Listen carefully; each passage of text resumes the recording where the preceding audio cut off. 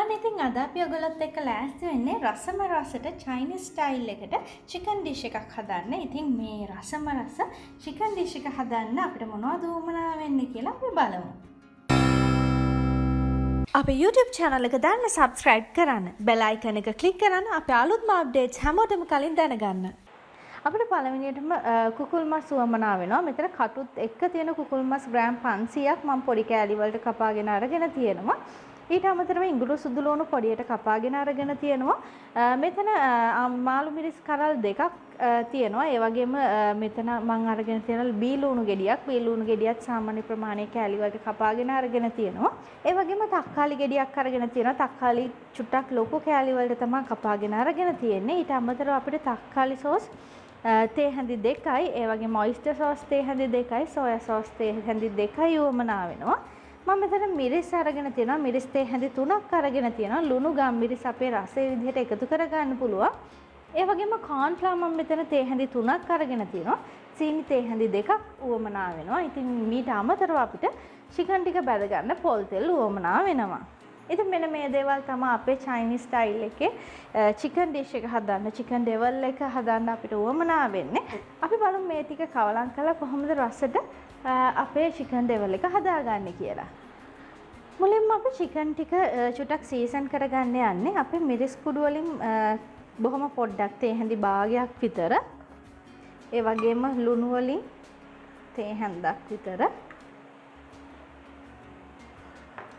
ඒ වගේම ගම්මිරිස් කුඩු ටිකක්, ඒ වගේම cornflour එකෙනුත් තේ හැන්දක් විතර අපි මේ චිකන් එකට දාලා මේක හොඳට කවලම් කරගමු.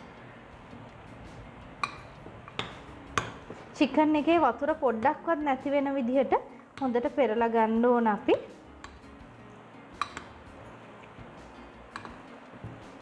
දැන් අපි මේක විනාඩි 15ක් 30ක් අතර කාලයක් තියලා තියමු හොඳට සීසන් වෙන්න.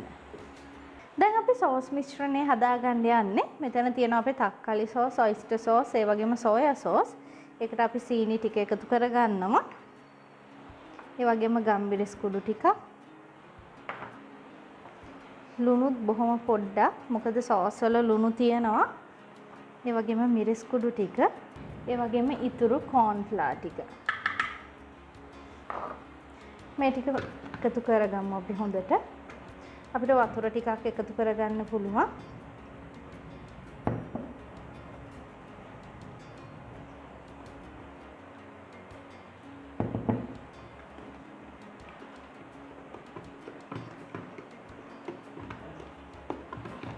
දැන් මේ ටික හොඳට මිශ්‍ර වෙලා තියෙන්නේ. අපි මේක අරන් තියාගමු. දැන් අපි අපේ චිකන් ටික බැද ගන්න යන්නේ. අපි ඒකට අපේ පොල් තෙල් ටික පොඩි භාජනයක් ලිපේ තියලා පොල් තෙල් ටිකක් දාගමු. දැන් අපේ තෙල් එක රත් වෙගෙන එනවා. අපිට පුළුවන් අපේ චිකන් ටික මේකට දාලා බැද ගන්න.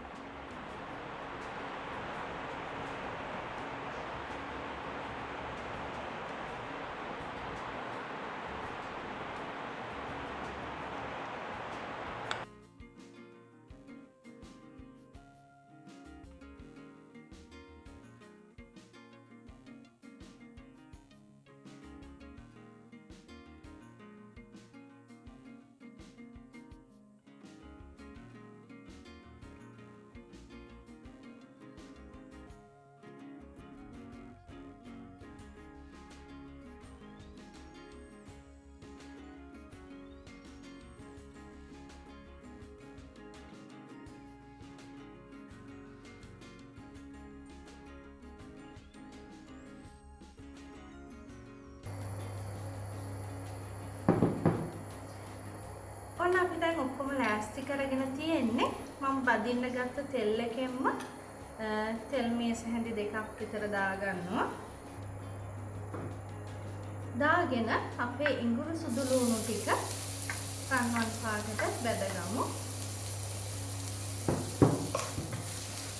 ඉඟුරු සුදු ලුණු මේ වගේ රන්වන් පාටට බැදීගෙන ඉද්දි අපි මාළු මිරිස් ටිකයි ලුණු ටිකයි මේකට දාගමු. අපි මේ ලුණු මාළු මිරිස් දෙකේ තෙල් එකේ ගොඩාක් වෙලා තියන්නේ නැහැ. දැන් අපි මේ හදාගත්ත සෝස් එක මේකට දාගමු.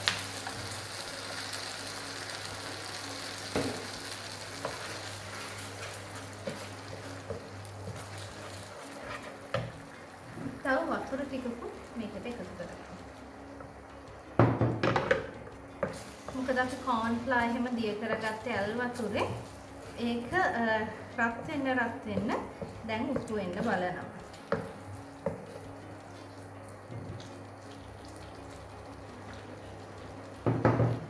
මම වතුර මේස හැඳි දෙකක් විතර දාගත්තා.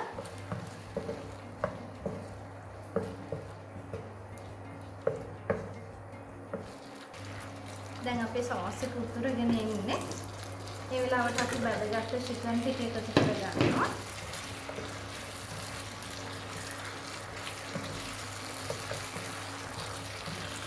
ඒත් එක්කම අපි ලිප ඔෆ් කරගෙන තමයි දැන් කවලම් කරගන්නේ. එහෙම නැති වුණොත් අපේ මාළු මිරිස් ටික ගොඩක් තැඹිලා වැඩි වෙනවා. මේ චිකන් කෑලි වල හොඳට ගෑවෙන්න සෝස් අපි කවලම් කරගන්නවා.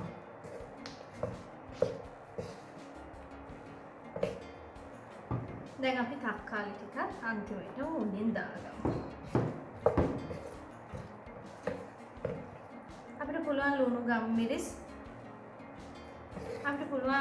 ගම්මිරිස් අඩුපාඩුවක් තියෙනවා නම් එකතු කරගන්න.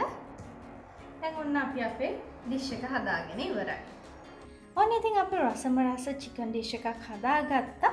ඔයාලට ෆ්‍රයිඩ් රයිස්, එතකොට චිකන් සෙට් මනෝ තියෙන වෙලාවට, ඒ වගේම නූඩල්ස් එක්කට ඕනම වෙලාවකට හරිම රසවත් මේ වගේ චිකන් ඩිෂ් එකක් ඉතින් හදලා රස බලලා අපිට කියලා එවන්න රස කොහොමද කියලා.